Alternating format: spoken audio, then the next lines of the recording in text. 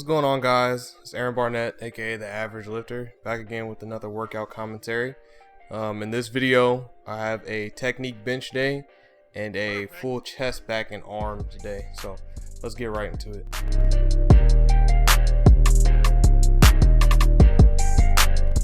So, like I mentioned, this is the third day of the week for me, and third bench day of the week for me. And on my third bench day, I work on my technique. And the way that I do that, or the way that I implement that, is I do tempo bench and paused rep bench.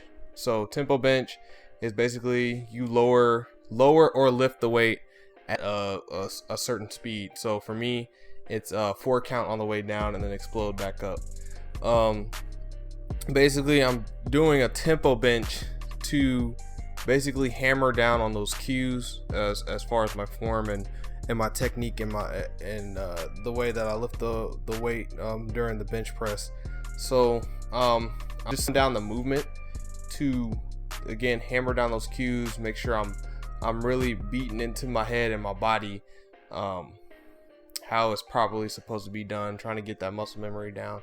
So what I'm trying to focus on when I slow it down is keeping the elbows tight, trying to keep them from flaring out, keeping my upper back tight, my shoulders tight, my shoulders depressed, trying to involve leg drive. I feel like that's one of the things that I struggle with on bench. Like, I can't really tell if I'm using leg drive or not, but basically I'm just trying to push my back into the bench, like my upper back and down into the bench using my legs.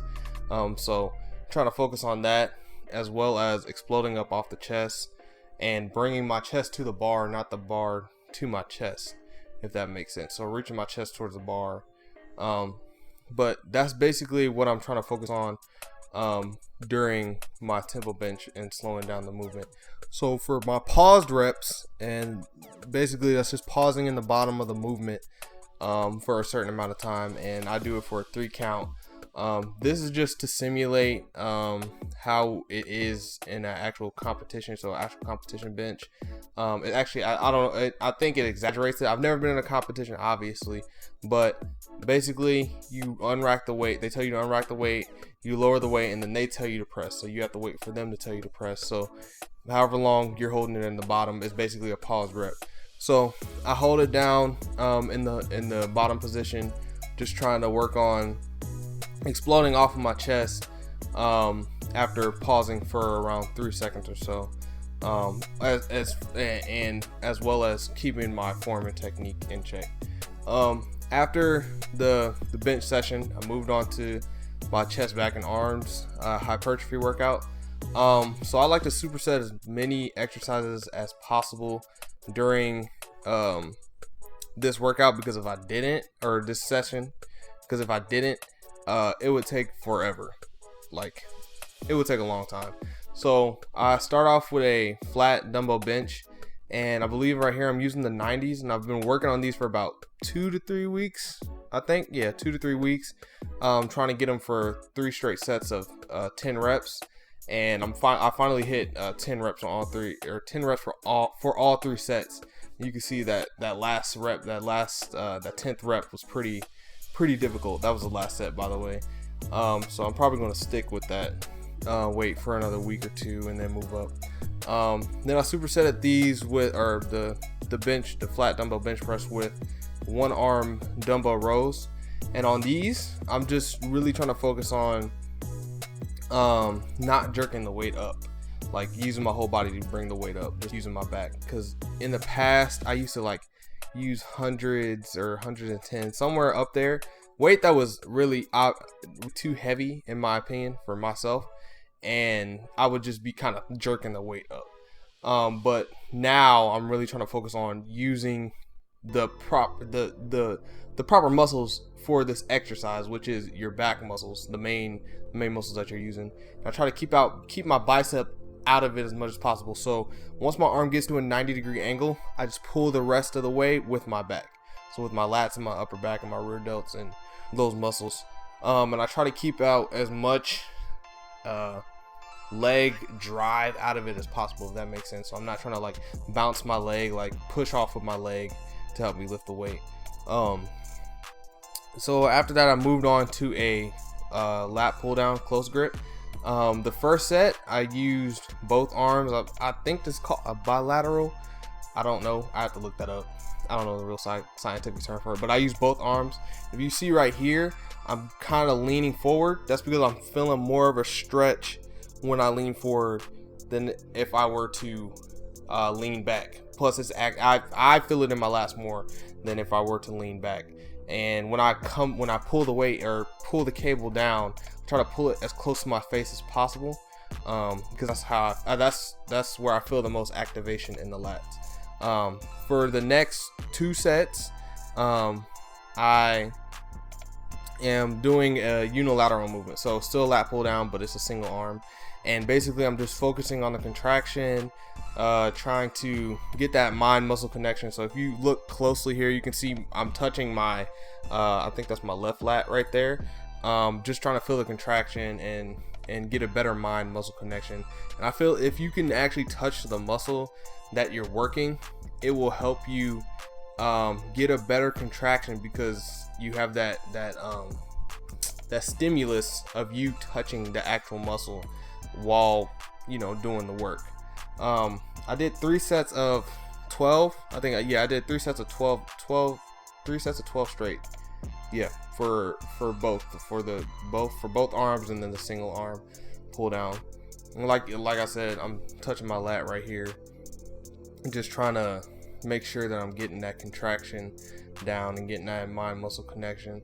Yeah, I find that to be a pretty great tool as far as making sure that you're working a muscle properly, because sometimes we think we're working a muscle, but we're not. Like, we're not pulling it, and I'm not saying it's the wrong way, but it might not be the way that you're trying to work it, right? So touching the muscle you're trying to work and feeling it contract will help out a lot with that.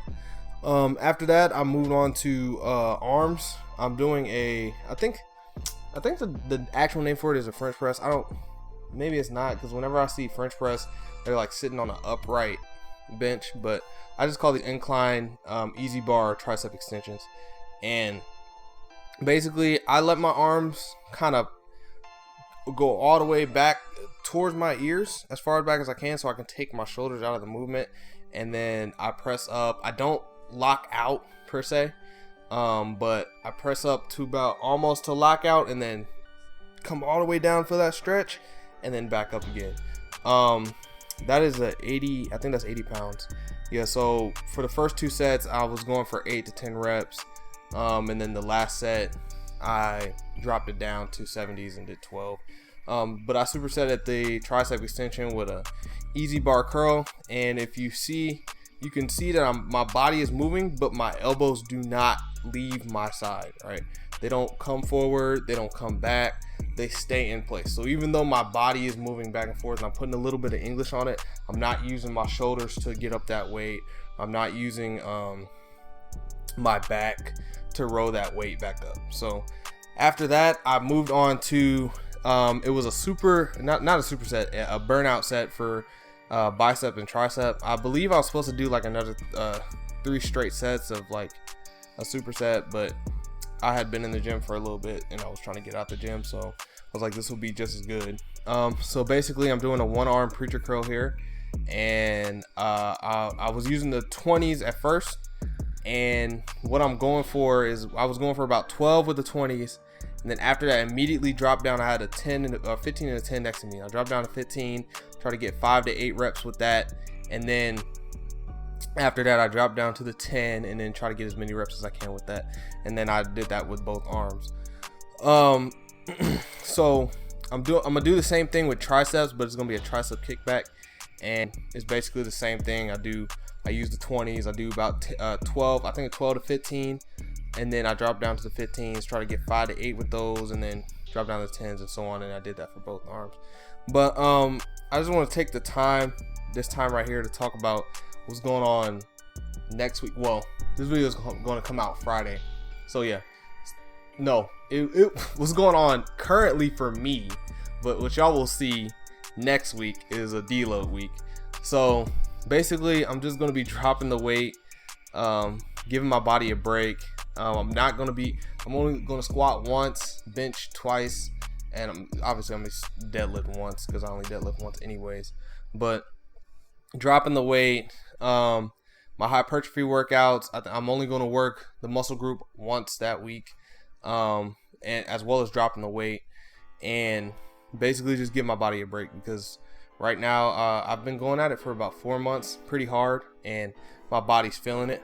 But that's basically all the next week's going to be, is a deload week, give my body a break, and then the week after that I'm recalculating my maxes. So I'm going to be hitting it hard the week after that. So my body's going to need that rest and recovery. So I'm going to be focusing on, foam rolling and stretching and trying to get some good rest, which is kind of difficult for me. But yeah, excuse me. That's pretty much what next week is going to be, or next video is going to be. So if you guys enjoyed the video, make sure you give it a like, make sure you subscribe. If you want other people to see it, make sure you share, and remember, keep grinding.